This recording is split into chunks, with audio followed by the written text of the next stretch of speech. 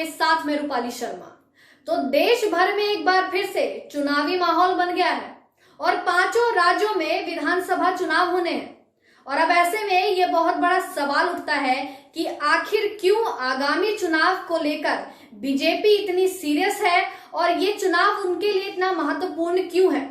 और देखा जाए तो 2024 में होने वाले लोकसभा चुनाव और 2022 में होने वाले यूपी विधानसभा चुनाव में इन 5 राज्यों के विधानसभा चुनाव के नतीजों का क्या असर पड़ने वाला है, यह भी अपने आप में एक बहुत बड़ा सवाल है।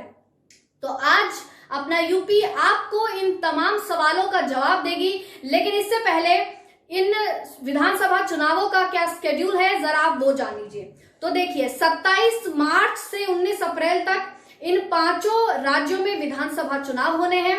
5 राज्यों से मेरा मतलब है बंगाल, असम, तमिलनाडु, पुडुचेरी और पश्चिम बंगाल।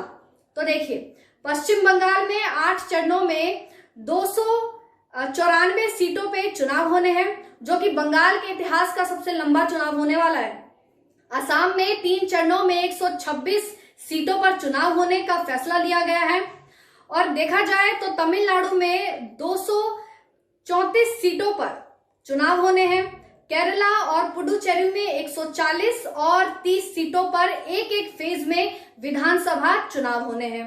और इन सभी राज्यों के विधानसभा चुनाव के नतीजे 2 मई को आने वाले हैं।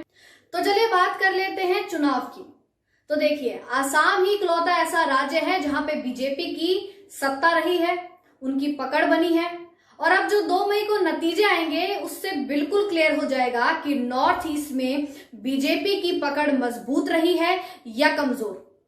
और अगर हम बात करें तमिलनाडु, केरला, पुडुचेरी और वेस्ट बंगाल में, तो ये ऐसे राज्य हैं जहां पे बीजेपी की आज तक कभी भी सत्ता नहीं रही है। उनकी सरकार इन राज्यों में आज से पहले कभी नहीं रही है। इसलिए हम कह रहे हैं कि इन राज्यों में बीजेपी के लिए एक बहुत बड़ी चुनौती है और बीजेपी इस चुनौती को कैसे पार करती है ये अपने आप में एक बहुत बड़ा सवाल है और देखने वाली चीज है।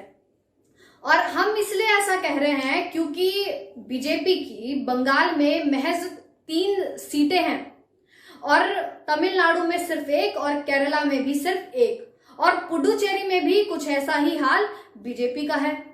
तो देखा जाए तो पश्चिम बंगाल के चुनाव में बीजेपी की साख दांव पे लगी है, क्योंकि पीएम मोदी से लेकर गृह मंत्री तक बीजेपी के तमाम बड़े नेता बंगाल चुनाव के रण में कूद पड़े हैं और हर रैली में जय श्री राम के नारे लगाए जा रहे हैं और हर तरीके से ममता बनर्जी को घेरने की कोशिश की गई है। फिर चाहे वो रोहिंग्या को पनाह देना हो या फिर आरएसएस या बीजेपी के कार्यकर्ताओं की हत्या हो, यानी कि हर तरीके से ममता बनर्जी और विपक्षी पार्टियों को बीजेपी ने घेरने का बंदोबस्त कर लिया है और ऐसा वो कर भी रही है। लेकिन अगर हम दूसरी तरफ देखें तो खुद बीजेपी पे भी कई सारे इल्जाम लगाए जा रहे हैं, फिर चाहे वो सीएनआरसी हो या फिर जीडीपी हो या पेट्रोल की बढ़ती कीमतें हो, रोजगार हो, ऐसे तमाम मुद्दे हैं जो बीजेपी के लिए एक बहुत बड़ी चुनौती है। तो इसलिए अपना यूपी कह रहा है कि यदि बीजेपी इन राज्यों में सफलता हासिल कर लेती है तो ये अपने आप में ही एक इतिहास रचने जैसा होगा। तो ऐसी तमाम खबरों के लिए आप देखते रहिए अपना उत्तर प्रदेश। धन्यवाद।